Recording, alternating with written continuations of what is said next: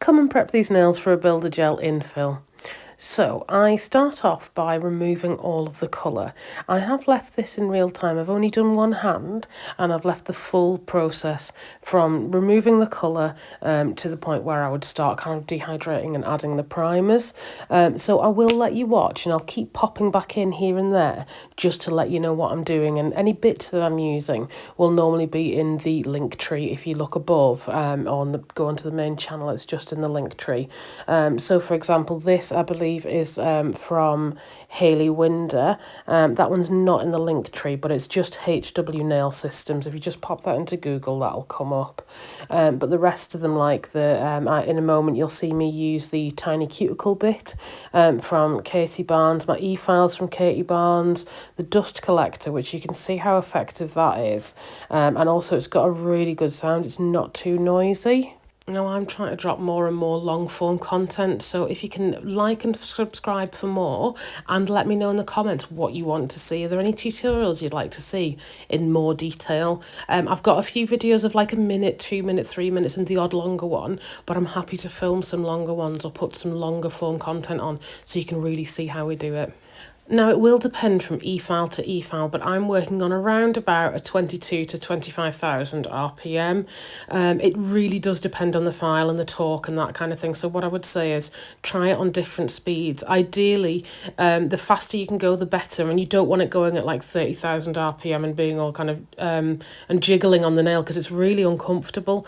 But if you kind of say take it to a 22, 25 and it's not taking it off, take it up a little bit. Just try it 1 RPM at a time. I would say a lot of what you're doing with the e-file is working on how it actually feels rather than a specific speed, because every e-file is so different.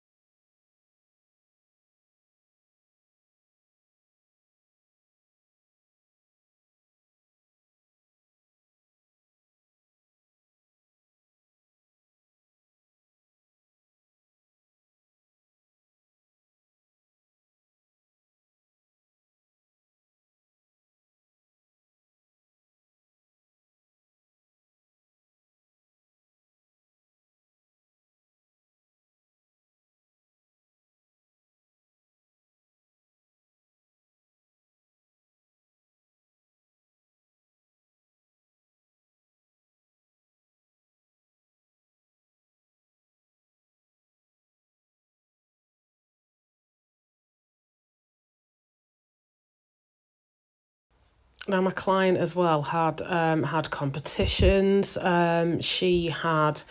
She was overdue because of, timings and illness and all that kind of thing. And actually these lasted really well.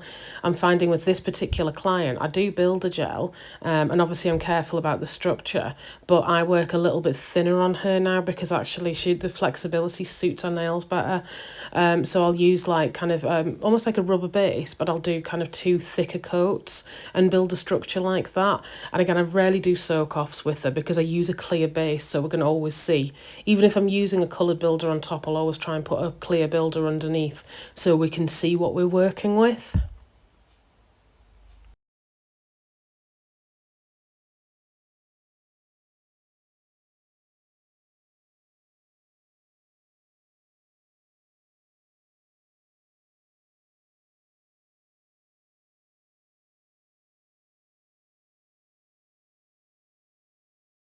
Remember as well, always keep that e-file moving. So you'll notice that I'm using a very light touch. I'm kind of taking it off every so often. I do chat a lot, so that's my bad.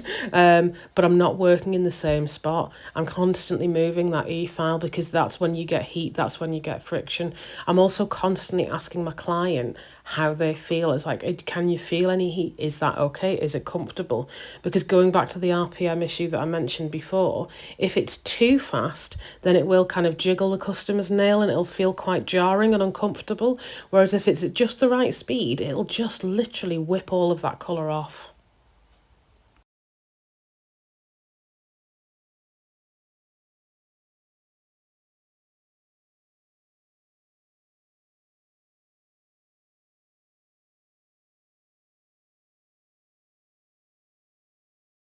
So then I'm going in and pushing all of the cuticles back. I don't always do this. It depends on the client. My client's got a really, really healthy lifestyle and her nails grow at a rate of knots. So there is sometimes, a bit of cuticle to kind of to move off the nail plate. But I will lift that and push that back.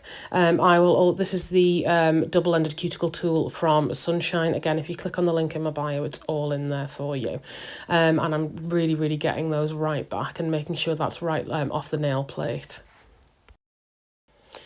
Next, using the KB e-file bit called the tiny bit, I basically go in reverse round the nail all the way around. Now, I used to go forward down the left-hand side of the nail, then reverse down the right, but actually I find out that this is absolutely fine, and I don't need to change the actual, I don't need to change it halfway through, so I find it a little bit quicker. So this is my top tip, and it also means that you get right, and can you see there, I can get right down the side wall, right across the top, and then I can get right in the other side wall as well.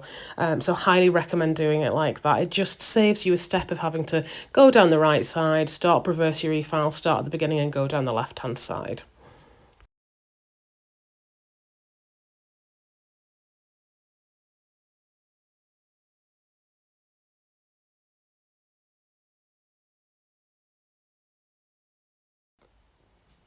Also, is there anything more satisfying than cuticle work? Really? Let me know in the comments which part's your favourite.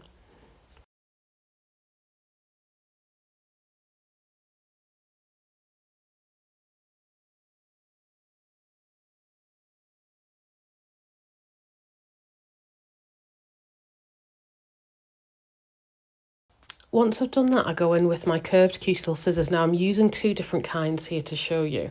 So the first ones are slightly bigger. So if you've got kind of maybe a tougher cuticle, slightly thicker cuticle, these are perfect.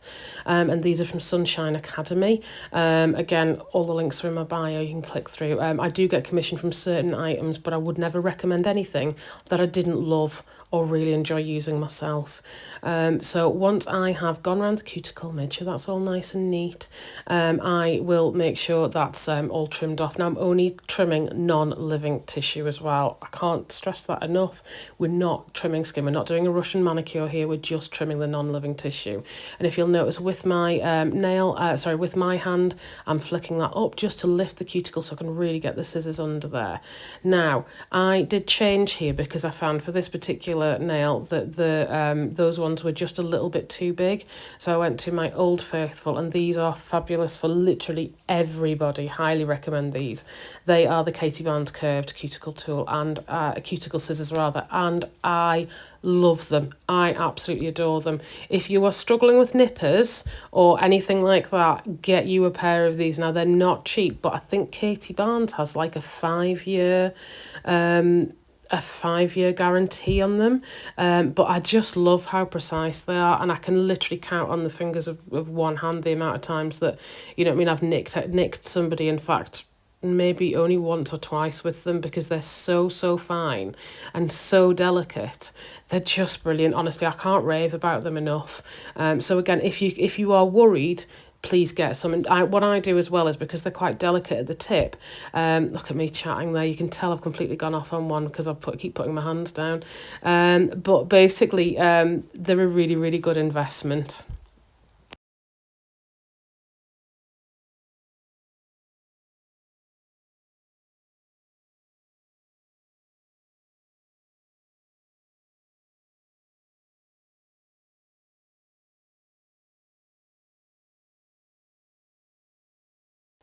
Now we're drawing in on the end, so I will go in, well, our prep anyway, I will go in with a round cuticle bit, just around the cuticle, just making sure that's really nice and neat, and just getting off any excess kind of remaining little bits of tissue.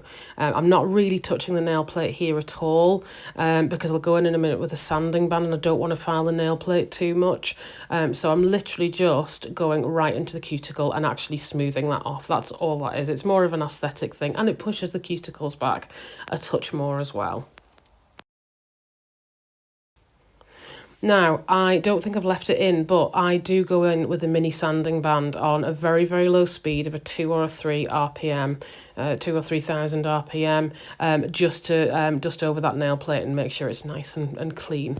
And then I'm pretty good to go. Once I've cleansed and everything and primed, I'm ready to go in with my builder. If you do want to see that process, let me know and I can do another longer form video on that, but I wanted to focus mainly on the prep today. Thank you so much for watching, and as before, if you have enjoyed this, I would absolutely adore it if you would give me a like and a subscribe and share this video to anybody that you think could enjoy it. Thank you so much for watching, and you have a wonderful day now. Bye.